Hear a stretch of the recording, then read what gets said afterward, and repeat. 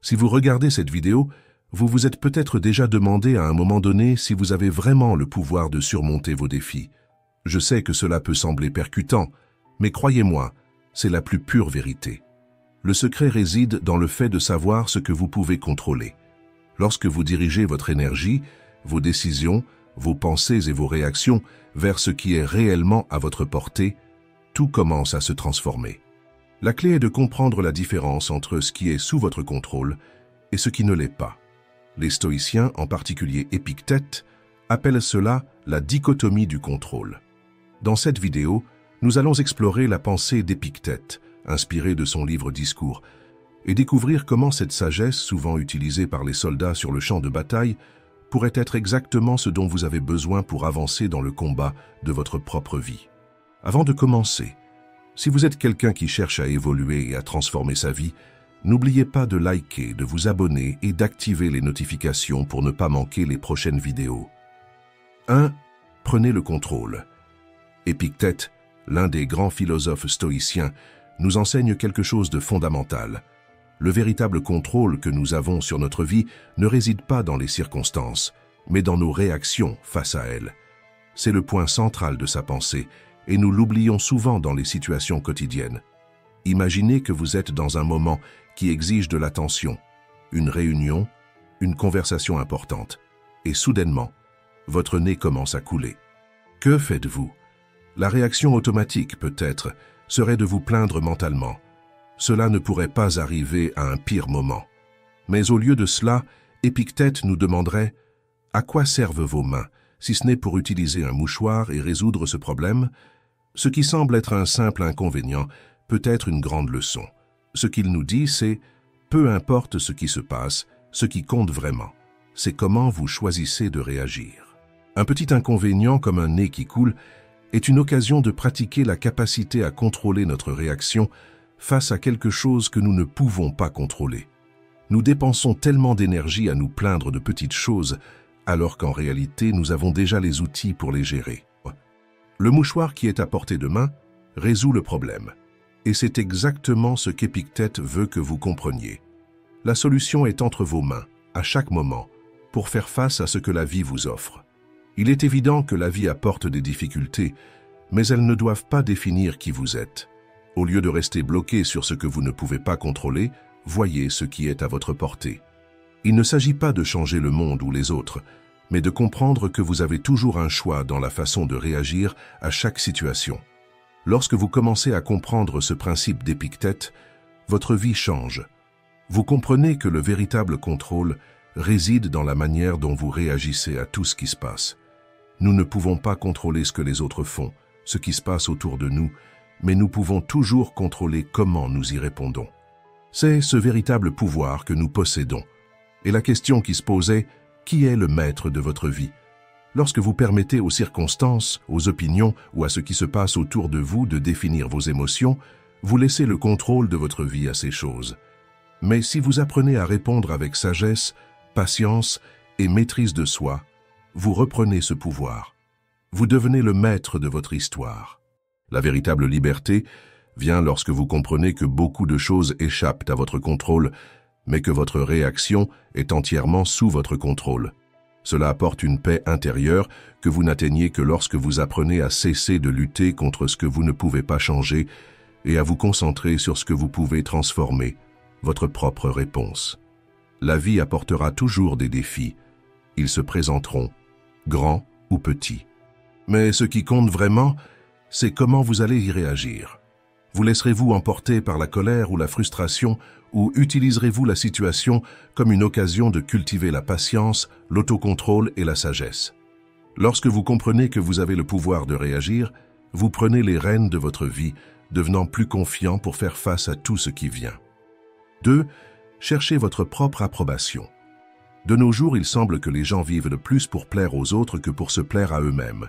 Ils s'habillent d'une manière, parlent d'une autre et prennent même des décisions qui ne reflètent pas vraiment qui ils sont, juste pour s'intégrer ou être acceptés. Le problème, c'est qu'en faisant cela, nous sacrifions notre identité pour quelque chose de vide. Bien sûr, vivre en société est important. Mais cela ne doit jamais être une raison pour perdre qui vous êtes vraiment. Si vous vous voyez constamment essayer de plaire aux gens autour de vous pour vous sentir bien, peut-être êtes-vous entouré des mauvaises personnes. Imaginez que votre vie est comme une maison. Si vous ne construisez pas cette maison avec vos propres briques, elle ne sera jamais solide. Vous pouvez essayer d'utiliser les briques des autres, mais à la fin, la maison s'effondrera. C'est ce que veut dire Épictète lorsqu'il dit « Quand quelqu'un est correctement ancré dans la vie, il n'a pas besoin de chercher l'approbation à l'extérieur de soi. L'approbation de qui vous êtes ne dépend de personne d'autre.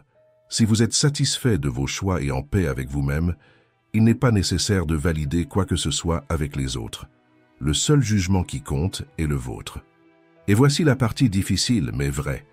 Lorsque vous commencez à chercher constamment l'approbation des autres, vous commencez à perdre votre propre essence. Vous commencez à vivre pour plaire, et en faisant cela, vous ouvrez la porte à des sentiments comme l'envie et la frustration. Par exemple, imaginons que vous ayez une voiture simple, mais que vous en soyez heureux. Si vous commencez à regarder la voiture de votre ami et à penser que vous devez en avoir une comme lui pour être accepté, vous allez perdre la valeur de ce que vous avez déjà acquis.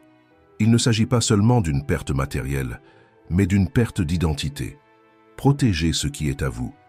Ne dévalorisez pas ce que vous avez et ne tentez pas d'être quelqu'un que vous n'êtes pas juste pour impressionner les autres. Votre véritable force réside dans le fait d'être fidèle à ce que vous croyez et de savoir ce que vous valorisez. Et vous savez, être fier de vos réalisations est une chose saine. Mais attention, se vanter de manière excessive peut créer un malaise chez les autres. Il ne s'agit pas de faire en sorte que les autres désirent ce que vous avez, mais d'être assez humble pour comprendre qu'ils sont peut-être encore à une phase différente de leur parcours. Faites preuve d'empathie. Épictète nous rappelle cela avec une analogie simple.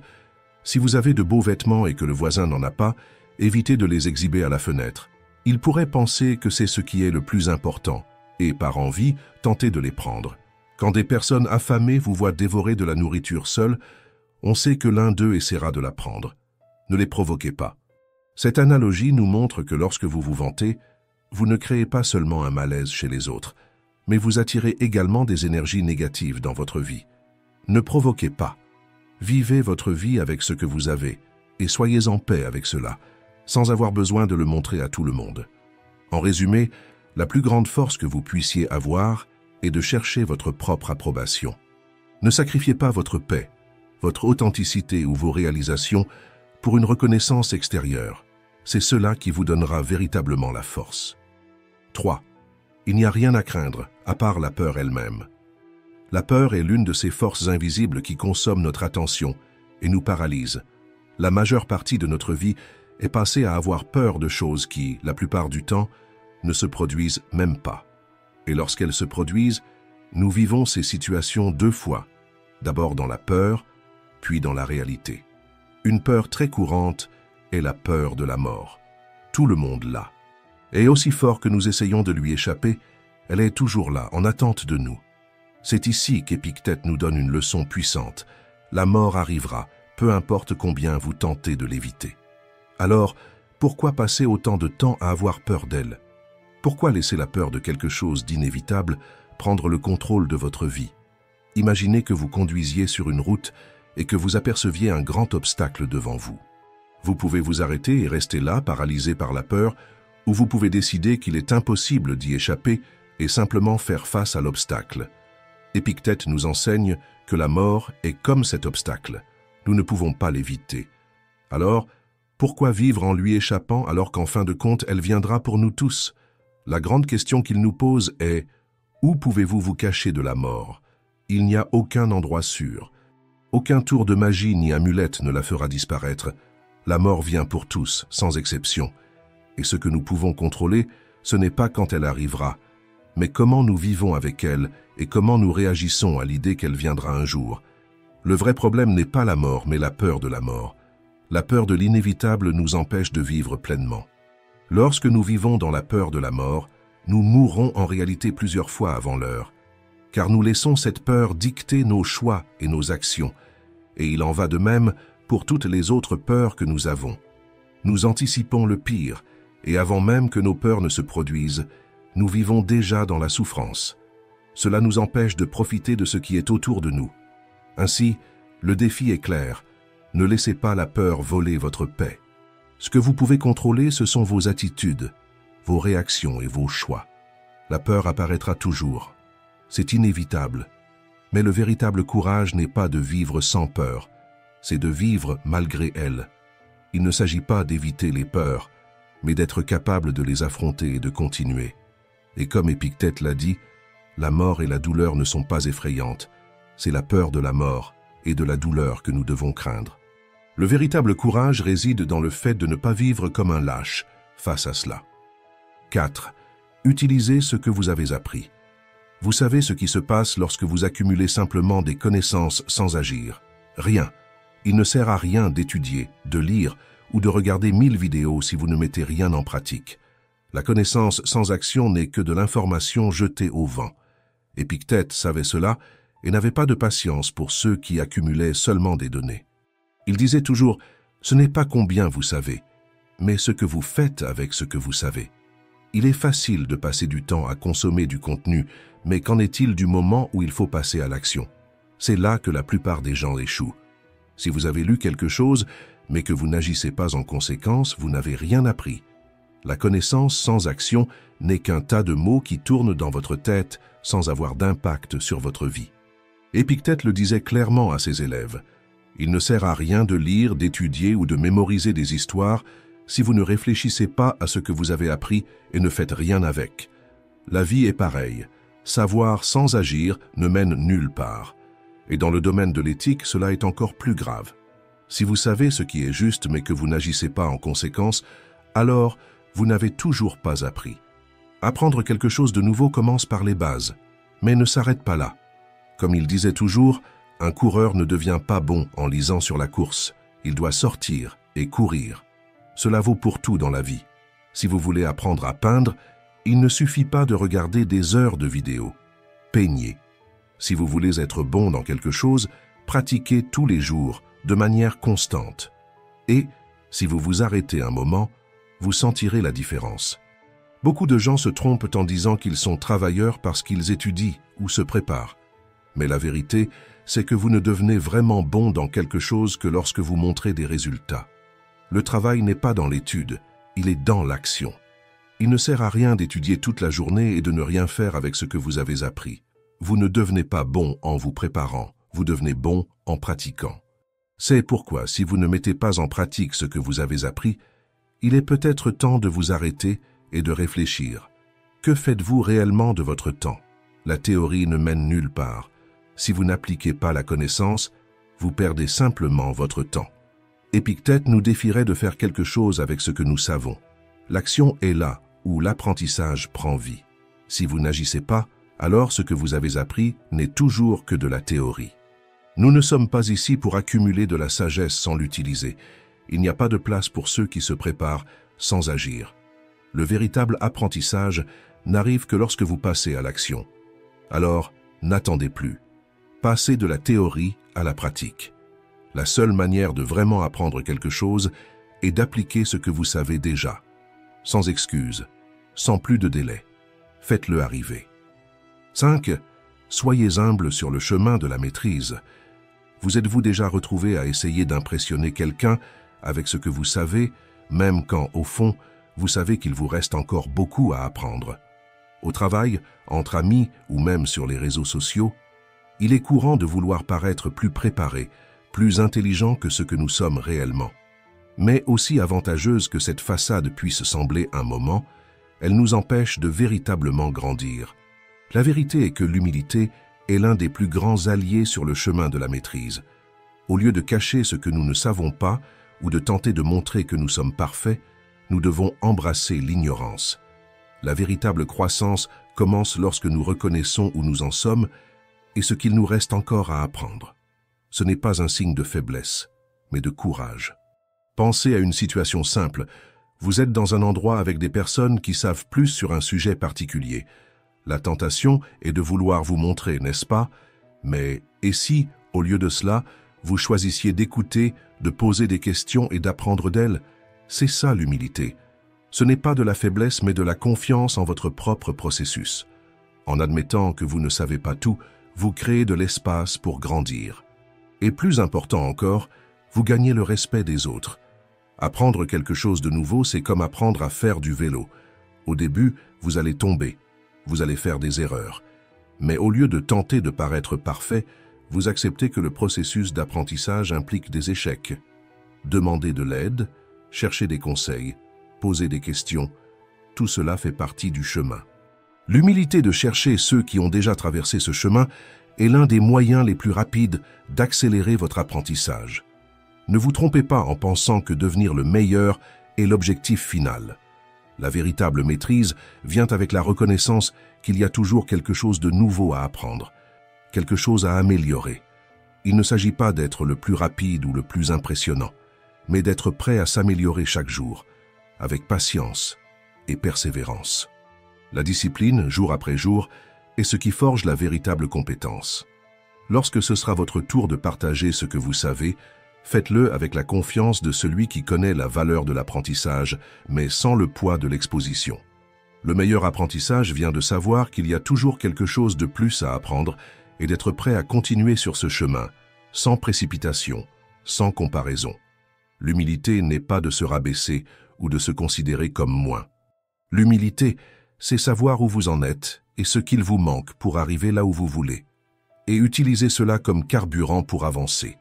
Ne vous comparez pas aux autres, admirez ceux qui ont plus d'expérience et utilisez cela comme source d'inspiration pour grandir, non comme un fardeau qui vous fait vous sentir inférieur. La maîtrise n'est pas une ligne d'arrivée, mais un voyage continu, et au final, le véritable maître est celui qui ne cesse jamais d'apprendre. 6. Soyez clair sur ce que vous voulez.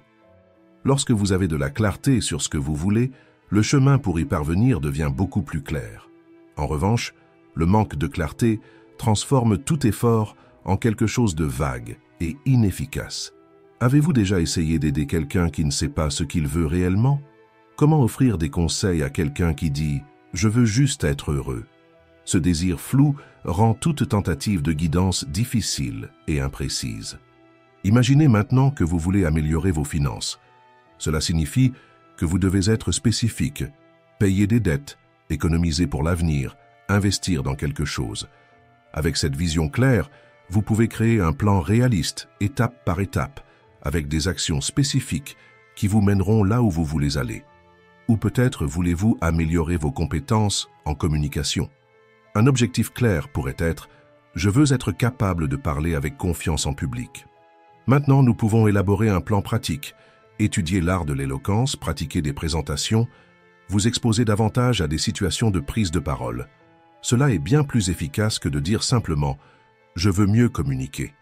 Lorsque vous définissez clairement ce que vous voulez, le chemin devient plus direct. Sans clarté, vous ne ferez que vous perdre dans un océan d'intentions vagues. Il ne sert à rien de souhaiter le succès ou le bonheur de manière générale, car cela ne vous donne pas de carte sur ce qu'il faut faire. Vous avez besoin d'un objectif spécifique et d'un plan d'action détaillé. Pensez aux personnes qui maîtrisent leur domaine. Un chef qui veut être reconnu mondialement ne peut pas se contenter de bien cuisiner. Il définit un objectif clair comme « Je veux ouvrir mon restaurant primé », puis il suit les étapes nécessaires, étudier la gastronomie, voyager pour s'inspirer, comprendre la gestion des affaires. Chaque action est une préparation spécifique pour cet objectif. Cela vaut pour tous les domaines de la vie. Si vous voulez être un excellent photographe, vous devez étudier les techniques, pratiquer, comprendre l'éclairage et la composition. Si votre désir est d'écrire un livre, le chemin est autre. Vous devez étudier l'art de l'écriture, planifier et écrire de manière constante. Chaque rêve exige des étapes distinctes, et le succès vient de l'alignement de vos actions à ces étapes. Lorsque vous avez de la clarté sur ce que vous voulez, chaque action que vous entreprenez s'aligne avec cet objectif. Sinon, vous vous efforcerez sans direction et vous n'arriverez nulle part. La clé est de savoir précisément ce que vous voulez. Plus l'objectif est clair, plus il sera facile d'élaborer un plan efficace. Comme le disait Épictète, d'abord, dites-vous ce que vous voulez être, puis agissez en conséquence. Après tout, c'est ce que nous considérons comme la règle dans presque tous les autres domaines. Tous nos efforts doivent être orientés vers un but, où nous agirons en vain. Si ce n'est pas le bon but, nous échouerons complètement. 7. Développer la tranquillité. Avez-vous déjà réfléchi à quel point de petites choses peuvent voler votre paix? Parfois, il suffit d'une voiture qui coupe votre chemin dans le trafic, quelqu'un qui interrompt une conversation importante ou même un match de football annulé à cause de la pluie. Ces imprévus, aussi simples soient-ils, peuvent finir par perturber notre tranquillité. Maintenant, imaginez que ces choses n'aient plus le pouvoir de vous perturber. Vous pouvez vous imaginer ainsi. C'est le véritable chemin pour trouver la tranquillité. Épictète, dans ses entretiens, nous enseigne quelque chose qui change tout. Nous ne pouvons pas contrôler ce qui se passe autour de nous, mais nous pouvons toujours choisir comment réagir. Il ne dit pas que les problèmes disparaîtront, mais que la manière dont nous réagissons à eux est ce qui compte réellement. Lorsque vous comprenez cela, votre paix commence à être quelque chose qui vous appartient, et non plus quelque chose qui dépend de ce qui se passe en dehors de vous. Pensez à un fleuve. Au début, il se laisse emporter par les pierres et les obstacles sur son chemin, devenant turbulent chaque fois qu'il rencontre quelque chose. Mais avec le temps, il prend de la force et de l'expérience, apprenant à couler sans se soucier autant des pierres. Il suit son cours, sans laisser ce qu'il rencontre sur son chemin changer sa direction. C'est cela, la tranquillité. C'est la capacité de continuer, même lorsque les petites choses tentent de vous détourner. Au lieu de vous perdre dans les difficultés, vous devenez plus ferme, plus calme. Maintenant, réfléchissez. Si un chien qui aboie ou le bruit d'un camion de son dans la rue peuvent enlever votre paix, qui contrôle réellement votre vie? Vous ou ces petites distractions? Lorsque vous permettez que ces imprévus définissent comment vous vous sentez, vous offrez votre paix à l'extérieur de vous. Mais la tranquillité vient lorsque vous devenez responsable de la façon dont vous réagissez à ce qui se passe autour de vous. La véritable tranquillité, c'est vivre de manière ferme, sans être perturbé par ce qui vient de l'extérieur. Imaginez un moment de stress, quelque chose qui normalement vous mettrait hors de vous, mais au lieu de réagir, vous respirez profondément et restez calme, comme un rocher qui reste en place même lorsque l'eau essaie de l'emporter. C'est ce que vous devez rechercher. Une paix qui ne se laisse pas toucher par les choses extérieures. C'est le chemin de la tranquillité. Ce n'est pas dans le contrôle du monde autour de vous, mais dans le contrôle de la façon dont vous réagissez à lui. La paix n'est pas quelque chose que vous trouvez à l'extérieur, mais à l'intérieur de vous. Et cette paix est la véritable liberté. 8. Persister et résister. Épictète, avec sa sagesse directe et sans détour, nous avertit de deux vices qui ont le pouvoir de ruiner notre vie, le manque de persistance et le manque de maîtrise de soi. Persister n'est pas simplement avancer, c'est la capacité de continuer même lorsque tout autour de vous semble aller de mal en pis. Cela ne signifie pas que le chemin soit facile ou que vous ne ressentiez pas le poids des difficultés, mais plutôt que, malgré tout, vous choisissez de continuer.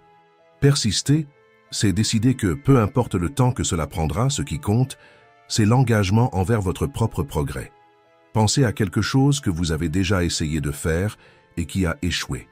Cela peut être quelque chose d'aussi simple que d'essayer de vous lever plus tôt chaque jour ou de commencer un nouveau projet au travail. Les premiers jours, vous êtes motivé, vous ressentez l'élan de la nouveauté. Mais ensuite, vient la frustration. Le sommeil pèse, les tentatives ne semblent mener à rien, et bientôt surgit la tentation d'abandonner. Persister, c'est continuer même quand l'enthousiasme initial disparaît. Cela ne signifie pas être insensé, mais avoir la clarté de comprendre que ce que vous voulez demande un effort continu. Il s'agit de continuer lorsque personne ne regarde et que les résultats ne sont pas encore visibles. Maintenant, résister va au-delà de la simple persistance, c'est la capacité de dire non à tout ce qui veut vous détourner du chemin que vous savez devoir suivre. Au fond, résister, c'est comprendre qu'on ne peut pas tout avoir, mais que ce à quoi on renonce peut être bien plus précieux que ce qu'on choisit momentanément. Imaginez que vous avez décidé d'améliorer votre santé. Cela implique de changer votre alimentation, de prendre des décisions difficiles, comme refuser cette invitation à manger quelque chose juste cette fois. Les tentations seront partout, sous forme de fast-food ou même d'un ami vous demandant de sortir pour une soirée. Résister, c'est reconnaître que, oui, le plaisir immédiat est tentant, mais que ce que vous voulez vraiment exige des choix difficiles maintenant. La maîtrise de soi n'est pas une question de privation, mais de prioriser ce qui compte vraiment à long terme. Épictète dit quelque chose qui s'applique parfaitement ici. 2 mots doivent être mémorisés et obéis alternativement, nous exhortant et nous restreignant. Des mots qui garantiront une vie irréprochable et sans problème. Persister et résister. Ces 2 vices, le manque de persistance et de maîtrise de soi, sont comme des fissures qui se répandent jusqu'à détruire la base de votre potentiel. Lorsque vous abandonnez, vous renoncez à la grandeur que vous pourriez atteindre, simplement parce que les choses ne se sont pas déroulées comme prévu.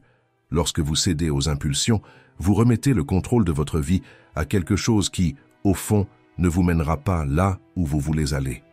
Épictète considérait ces comportements comme des vices, car chaque fois que vous cédez, il devient plus difficile de revenir en arrière.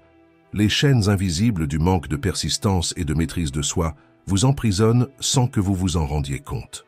Elles commencent petites, mais à mesure que vous vous habituez à abandonner et à céder, elles grandissent et vous emprisonnent. Mais lorsque vous apprenez à persister et à résister, la vie commence à changer.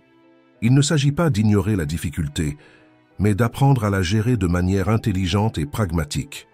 Persister et résister sont vos outils pour naviguer dans les moments difficiles. Ce sont ce qui vous maintiendra en mouvement lorsque le monde autour de vous essaiera de vous faire tomber. Peu importe combien les tentations ou les échecs apparaissent sur votre chemin, ce qui compte, c'est votre décision de continuer à croire que cela en vaut la peine et de résister aux distractions qui peuvent vous faire perdre votre concentration. Vous ne décidez pas ce que vous pouvez faire maintenant, mais ce que vous serez capable de conquérir lorsque vous ne quitterez pas, lorsque vous ne céderez pas, lorsque vous vous engagerez envers votre propre évolution. Commentez. Courage stoïque si vous êtes arrivé jusqu'ici, et merci d'avoir regardé.